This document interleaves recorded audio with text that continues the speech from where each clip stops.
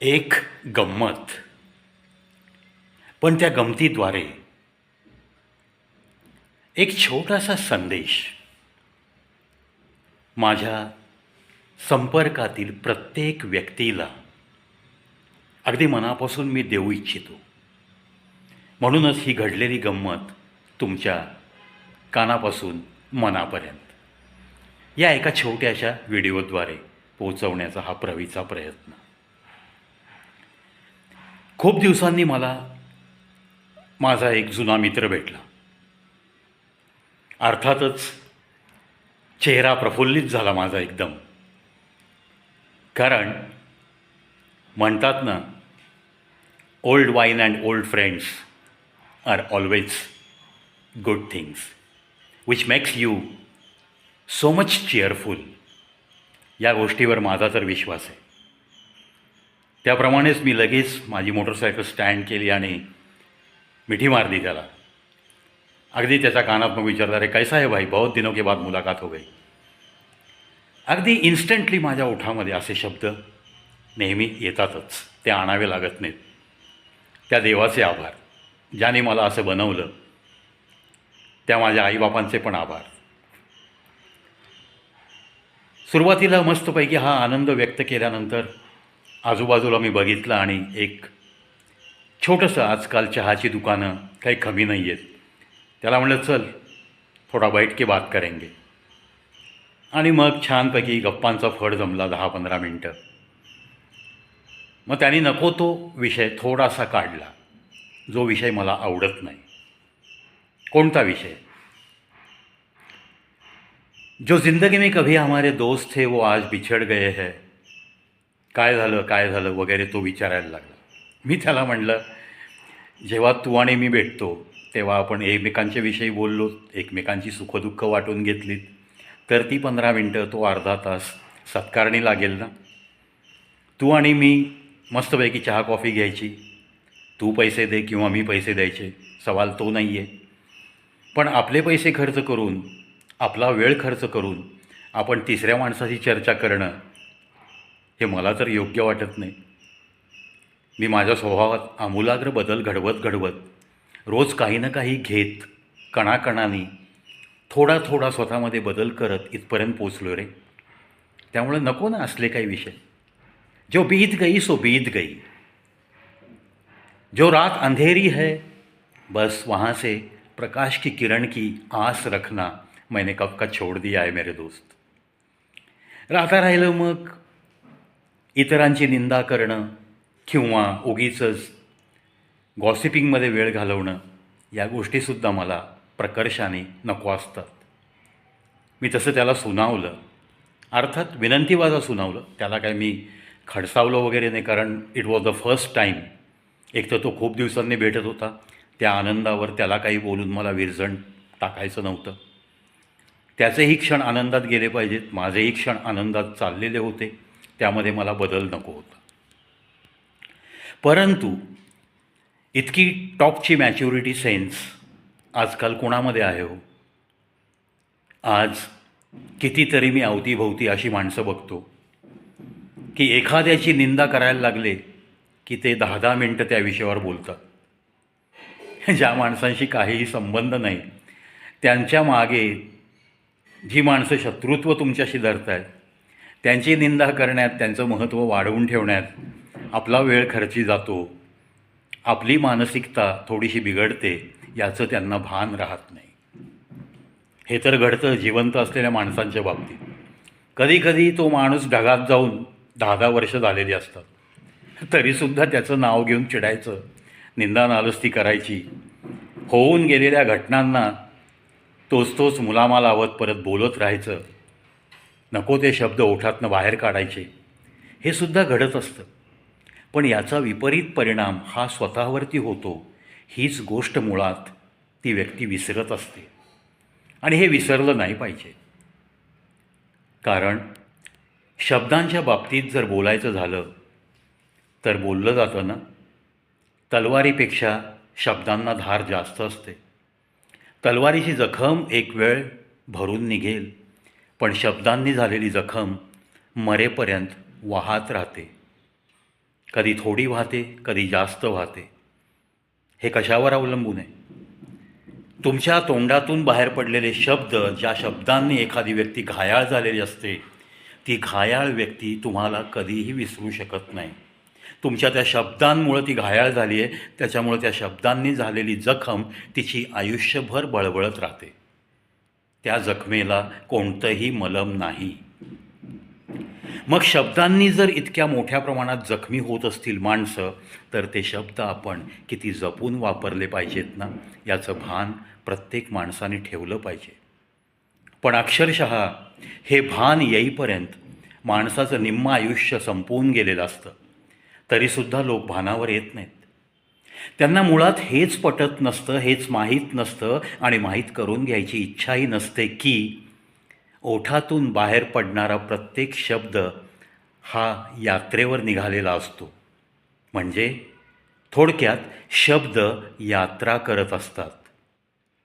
तुम्ही एखाद्याच्या विषयी, आता जसं त्या मित्राने मला विषय काढला, माझ्या काही दुरावलेल्या मित्रांच्या बाबतीत, समजा माझ्याकडे जर हा मॅच्युरिटी सेन्स नसता त्या वेळेला, किंवा समजा मी इतकं भान कमावलं नसतं आयुष्यात, स्वतःला मी इतकं सुधारणा केलेली नसती, तर मी इन्स्टंटली रिॲक्ट झालो असतो.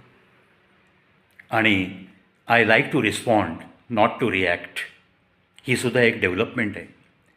रिॲक्ट होणं हे कुठेतरी तुमच्या मेंदूची परिपक्वता कमी आहे याचं दर्शक असतं. एखाद्याला रिस्पॉन्ड करणं याच्यामध्ये तुमची बुद्धीची लेवल कुठेतरी उंचीवरची आहे हे समजतं. आता या बाबतीत छोटंसं उदाहरण मी तुम्हाला सांगतो. आम्ही सगळे व्हॉट्सअप वापरतो. काही असे महाभाग असतात आपल्या सगळ्या कॉन्टॅक्टमध्ये की जे फक्त गुड मॉर्निंगची चित्र पाठवतात आणि नंतर दिसत पण नाहीत. म्हणजे त्यांना तुम्ही एखादी चांगली पोस्ट टाकली ज्याच्यामध्ये तुम्ही स्वतः आहात, म्हणजे ती उगीच इकडचा ब्लाऊज पीस तिकडे, इकडची साडी तिकडे, जशा ओट्या भरल्या जातात स्त्रियांमध्ये, तसा प्रकार न करणारा एक तुमच्या कॉन्टॅक्टमधला व्यक्ती काहीतरी स्वतःची एखादी पोस्ट टाकतो, स्वतःची 2 वाक्य ऐकवतो किंवा लिहून पाठवतो. त्या अशा छोट्या छोट्या पोस्टला रिस्पॉन्ड करायचंच नाही, फक्त गुड मॉर्निंग देण्यापुरता आपण व्हॉट्सअपवर आहोत, असं जीवन जगणारी माणसं पाहिली की मला कीव येते त्यांच्या बुद्धिमत्तेची. आणि मग ही अशी जी माणसं असतात ती याच कॅटेगरीतली असतात. कोणत्या कॅटेगरीतली? की एखाद्या व्यक्तीच्या पाठीमागं, एखाद्या शत्रूच्या पाठीमागं त्याच्याविषयी फक्त वाईट कॉमेंट्सच करायच्या आणि विसरून जायचं की शब्द यात्रा करत असतात. आपण एखाद्याला शत्रू मानलं किंवा एखाद्याने तुम्हाला शत्रू मानलं, ठीक आहे ना, हा मानवी जीवनाचा भाग आहे. पण ते शत्रुत्व किती वर्षांपर्यंत ताणत राहायचं किंवा त्या शत्रूचा किती आपण विचार करायचा, त्याला झटकून टाकता आलं पाहिजे अशा विचारांना. अरे वो अगर हमें दुश्मन समझता है ना, तो हमारे दिमाग में हम उसका नाम रख के क्यों इतनी भीड़ कर रहे हैं भाई, हा आपल्याला स्वतःच्या मनाला संदेश देता आला पाहिजे. जर एखादा व्यक्ती तुमच्या शत्रूचा खोटा खोटा शत्रू बनून तुमचा मित्र बनण्याचं नाटक करत असेल आणि त्याचा विषय काढत असेल, आणि जर तुम्हाला रिॲक्ट व्हायची सवय असेल, तर तुमच्या ओठातनं नको ते शब्द बाहेर जातात आणि मग ते शब्द यात्रा करत करत याच खोट्या खोट्या मित्राच्या करवी त्या शत्रूपर्यंत पोचतात आणि ते शत्रुत्व अजून ताणलं जातं. Exactly reverse of this I want to tell you something की जे घडायला हवं. समजा तुम्हाला एखादा खोटा खोटा मित्र जवळ आला, त्या शत्रूचा मित्र येतो आणि त्याने देखावा केला की तो त्याचा शत्रू झाला आहे, आता मला तुमच्याशी मैत्री आहे, मला तुझं पटतं रे, त्याचं चुकलं आहे, असा तो भास निर्माण करत असेल तरीसुद्धा तुम्ही त्यावेळेस त्या शत्रूच्या विषयी बोलू शकता तर 4 कौतुकाच्या गोष्टी बोला. Not to speak against your rivals in front of such type of persons. इतकं तुम्ही तारतम्य नक्की बाळगलं पाहिजे. याचा परिणाम सकारात्मक असा होतो की हीच बाब याच खोट्या खोट्या मित्राकडनं त्या शत्रूपर्यंत पोहोचते आणि त्याच्या मनामध्ये एक दिलासा निर्माण होतो. अरे यार, हम उसको इतना दुश्मन समझते हैं, फिर भी वो हमारे बारे में कितनी अच्छी बात करता है. हे जे त्याच्या मनाला वाटतं, या ज्या काही भावना त्याच्या मनात निर्माण होतात, या तुमचं जवळपास 60 ते 70% शत्रुत्व संपवून टाकण्यास मदतगार साबित होतात. शब्द नेहमी यात्रा करतात. ही गोष्ट प्रकर्षाने प्रत्येकाने लक्षात ठेवावी. कारण कधीकधी आध्यात्मिक लोक सांगतात की अरे, तुम्ही शिवीगाळ केली एखाद्याला तर ती शिवीगाळ फिरून तुमच्यापर्यंत नक्की येते. जो कुछ भी आप करोगे वो रिवर्स में आपकी तरफ चलता आएगा.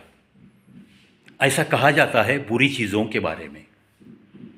आणि हा संदेश जेव्हा समाजामध्ये पसरतो तेव्हा समाजामध्ये आपोआप थोडी थोडी सुधारणा व्हायला लागते. आता आपण पाहतो ठिकठिकाणी की काही लोक बैठका घेतात. बैठका हा शब्द आध्यात्मिक बैठक म्हणजे आध्यात्मिक एखादा व्यक्ती काहीतरी विचार प्रगट करतो 15 मिनटं, अर्धा तास, 1 तास. मग तो दासबोध असो किंवा आपले कुठल्याही आपल्या संस्कृतीप्रमाणे काहीतरी त्यांनी ज्ञानार्जन केलेलं असेल, त्या ज्ञानाचे कण तो वाटत असतो. आठवड्यातनं एखादा वार अशा बैठका ठिकठिकाणी भरत आहेत, तिथं लोक जातात. डेफिनेटली हे खूप मोठं समाजकार्य आहे. याच्यामुळं समाजामध्ये एक चांगला सौहार्द निर्माण होतो, चांगल्या स्वभावाची माणसांची संख्या वाढत जाते. त्यामुळंच आपोआप अपप्रवृत्ती या कमी होत जातात. त्यामुळे एक अनमोल कार्य अशा बैठका घेणारी लोक करतायत, ती बैठका अटेंड करणारी लोक करतायत. आता अर्थात या बैठका अटेंड करूनसुद्धा काही काही लोकांची मनं त्याच्यामध्ये परिवर्तन काहीही दिसत नाही. वर्षानुवर्ष बैठकीला गेलेल्या कित्येक माणसांना मी असा प्रत्यक्ष ओळखतो आणि मला खेद वाटतो की अरे, त्यांच्यात काहीही सुधारणा नाही. या उपर अजून एक 2-4 वाईट गुण त्यांनी अवलंबलेत असंही दिसतं. हे घडायला नको आहे. शब्द यात्रा करतात. म्हणून तुमच्या ओठातून बाहेर पडणारे शब्द जर यात्रा करत असतील हे तुम्हाला माहीत असेल तर आपण प्रत्येकाच्या विषयी एक सद्भाव ठेवून का नाही बोललं पाहिजे. भलेही समोरचा व्यक्ती कितीही तुम्हाला वाईट बोलोत, ती त्याची नीतिमत्ता आहे, ती त्याच्या बुद्धीची कुवत आहे. याच्याशी आपल्याला काही देणं घेणं नाही आहे. इतकं आपण लक्षात ठेवूयात. आणि उगाचच कोणाची तरी हेटाळणी करणं, कोणाच्या तरी विषयी चर्चा करत आपला बहुमूल्य वेळ वाया घालवणं, कोणी जर आता ढगाच्या आड गेला आहे त्याच्याविषयी काहीतरी वाईट वाक्य बडबड करून स्वतःचा BP वाढवत घेत, स्वतःला मानसिक त्रास करून घेत, स्वतःचा वेळ वाया घालवणं आणि स्वतःची क्रिएटिव्हिटी कमी करणं, या गोष्टी जर आपल्याकडनं घडत असतील तर त्या कमी केल्या पाहिजेत. तिथं आपल्यामध्ये काही ना काही सुधारणा घडली पाहिजे, इतकं आवर्जून सांगावंसं वाटतं. सहज एक जुना मित्र भेटला आणि त्यावेळेस जो किस्सा घडला त्याच्यावरून असं काहीसं तुम्हाला शेअर करावंसं वाटलं आणि म्हणूनच हा व्हिडिओचा खटाटो. आपल्याला या व्हिडिओमध्ये दिलेले जे काही छोटे मोठे सल्ले आहेत, जाता जाता बोलता बोलता तुमच्या मनापर्यंत पोचण्याचा केलेला प्रयत्न हा कसा वाटला नक्की सांगा. पाहत राहा, ऐकत राहा कविप्रवीज show YouTube channel, the only unique YouTube channel with a lot of variety of such type of thousands of videos, 8,935 videos on this channel.